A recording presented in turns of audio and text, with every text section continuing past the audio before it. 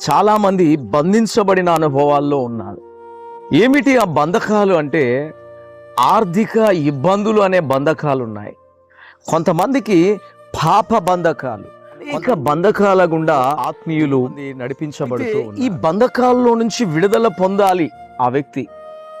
ఆ విడుదల పొందాలంటే ఎవరు విడుదల కలుగజేస్తారంటే చాలా మంది వారికి తెలియకుండానే కొన్ని సమస్యలలో బంధించబడుతూ ఉంటారు, కొన్ని పాపాలలో బంధించబడుతూ ఉంటారు, కొన్ని ఇరుకుల్లో బంధించబడుతూ ఉంటారు.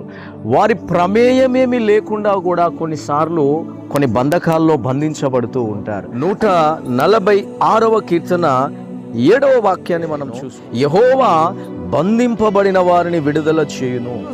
బంధింపబడిన వారిని దేవుడు ఏం చేస్తాడంట? విడుదల చేసేటటువంటి వాడిగా ఉన్నాడు.